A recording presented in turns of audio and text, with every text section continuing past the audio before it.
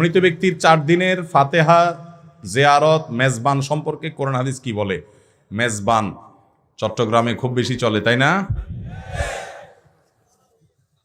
মেজবানের গোশতটা কিন্তু ভালো, মানে যে গোশতটাকে মেজবানের গোশত বলে, বিশেষ পদ্ধতিতে রান্না হয়, এই গোশতটা খারাপ না। কিন্তু এই মানুষ মারা গেলে দিনক্ষণ ঠিক করে 40 3 দিনা 4 দিনা ইজিয়াফত মেজবান ফাতেহা ইত্যাদি এগুলো কোনোটা করার নির্দেশ কোরআন এবং হাদিসে আমাদেরকে আল্লাহ এবং তার রাসূল সাল্লাল্লাহু আলাইহি ওয়াসাল্লাম দেন নাই। কোরআনে আল্লাহ বলেছেন, মা আতাকুমুর রাসূলু ফাখুযু ওয়া মা নাহাকুম আনহু ফান্তাহু। রাসূল যা করতে বলেছেন দিয়েছেন সেটা তোমরা ধরো, তিনি যা নিষেধ করেছেন সেটা তোমরা বেঁচে থাকো সেটা থেকে। আচ্ছা, আমাদের নবী সাল্লাল্লাহু আলাইহি ওয়াসাল্লাম দুনিয়া থেকে তার ওয়াফাত ইন্তেকালের পর, তার যাওয়ার পর সাহাবীরা কয়টা গরু বা কয়টা ছাগল বা কয়টা উট দিয়ে মেজবান করেছেন বলতে পারবেন? আমার প্রশ্ন বোঝেন নাই?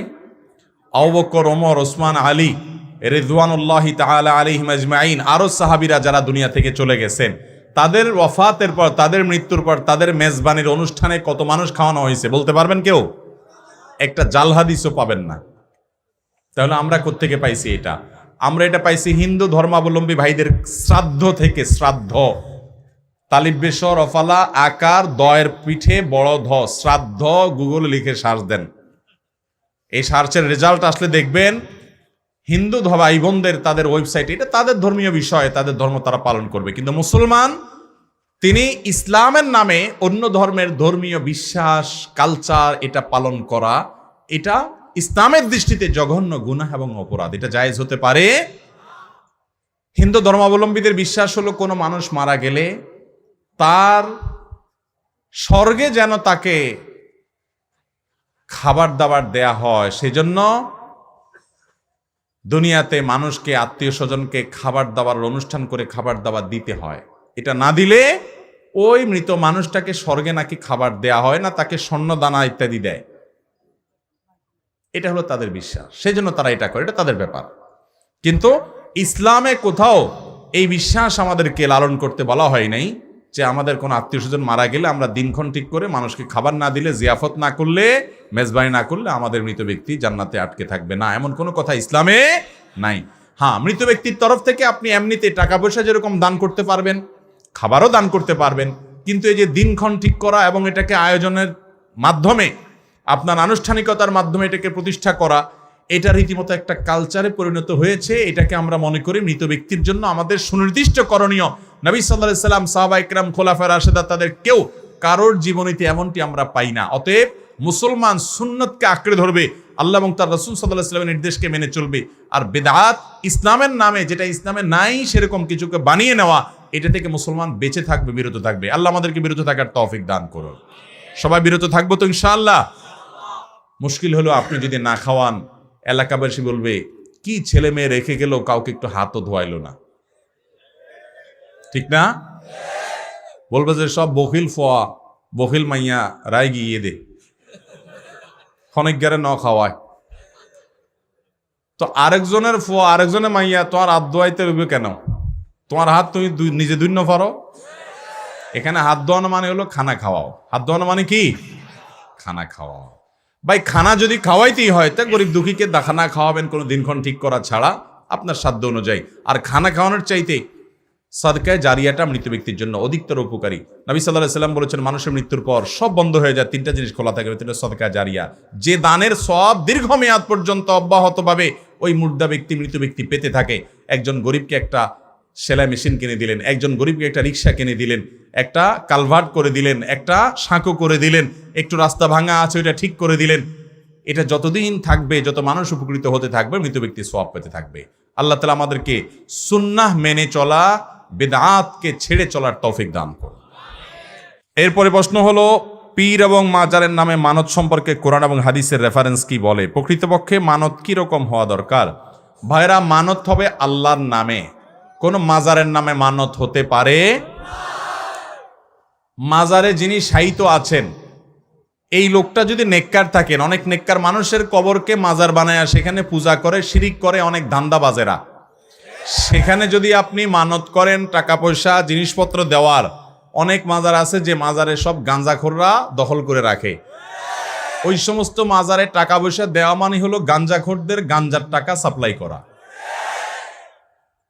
আপনি গোলাপশার মাজারে যান, ঢাকার মিরপুর মাজারে যান, আপনি অনেক বড় বড় মাজারে যান, দেখবেন আশেপাশে সব বেহুশ হয়ে পড়ে আছে। ঠিক না ঠিক? বলে এদেরকে এরা নাকি আল্লাহর পাগল, অথচ এরা গাঞ্জা খায় পাগল হয়েছে। তাহলে গাঞ্জার পাগল, তো গাঞ্জার পাগল আবার আল্লাহর পাগল হয় কেমনে? অতএব আপনি যদি মানত করতে হয়, আল্লাহ অমুক কাজটা হলে আমি আপনারাই খুশি করার জন্য 100 টাকা দান করবো, এটা গরিবকে দান করবেন, গরিবকে দান করার জন্য মানত করবেন। কথা বুঝতে পারছেন? কোন মাজারে মানত করা যাবে, এটা শিরকপূর্ণ কাজ। আল্লাহ আমাদেরকে বেঁচে থাকার তৌফিক দান করুন।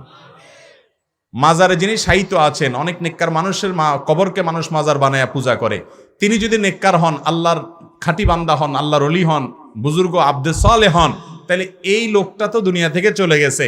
আপনি এখানে মানত করে টাকা পয়সা, মোমবাতি, জিনিসপত্র যা দিবেন, ওইগুলো দিলে কি ওই কবরে যিনি শায়িত আছে তিনি হয়তো ভালো মানুষ ছিলেন, এগুলো দিলে কি ওনার কোনো উপকারে আসবে? ওনার কাছে যাবে? এগুলো যাবে কাদের কাছে? গাঞ্জাখোরদের কাছে, ধান্দাবাজদের কাছে, ব্যবসায়ীদের কাছে। ঠিক না ঠিক? অতএব এই সমস্ত ব্যবসার সুযোগ দেওয়া যাবে। আল্লাহর নেককার বান্দাদের কবরে যাবেন, কবরে জিয়ারত করবেন, সালাম পেশ করবেন, তাদের মতো জীবন গড়বেন, এটা হলো মূল কাজ। ওই কবর থেকে কিছু পাওয়ারও আশা নাই, ওখানে মানত করারও সুযোগ। আপনারা বিভিন্ন ভিডিও দেখেন না ফেসবুকে, ইউটিউবে, যে অনেক মাজার আছে, এই মাজারে মানুষ যায় মুরগি দেয়, হাঁস দেয়, আপনার মোমবাতি দেয়, ওইগুলো আবার পেছন দিয়া দরজা দিয়া সব নিয়ে আবার ওই একই দোকানে নিয়ে রাখে। আবার আরেক পাবলিক এসে সেটা কিনে দিয়ে যায়, আবার নিয়ে সে দোকানে যায়। এভাবে জায়গার জিনিস জায়গায় যায়, টাকা মাঝখান তারা পেতে থাকে, আর আমরা বেকুবের মতো মানত করতে থাকি। আছে না না এগুলা?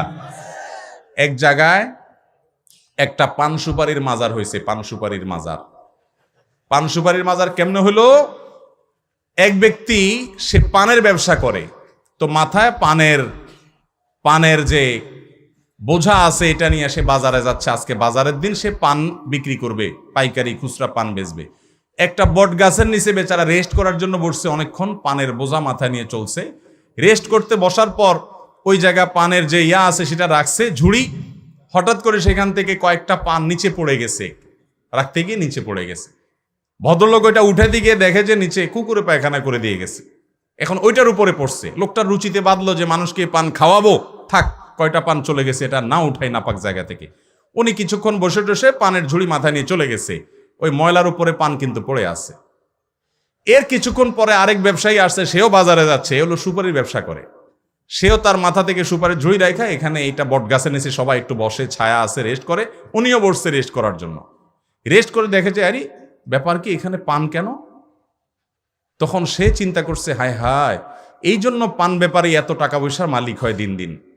এই জায়গায় পান রেখে গেলে মনে হয় ব্যবসা বরকত টরকত হয়, না হলে পান রেখে গেলে কোনো বেটা স্রেফ এত পরিষ্কার ফ্রেশ পানগুলা রেখে চলে গেছে, কাহিনী কি?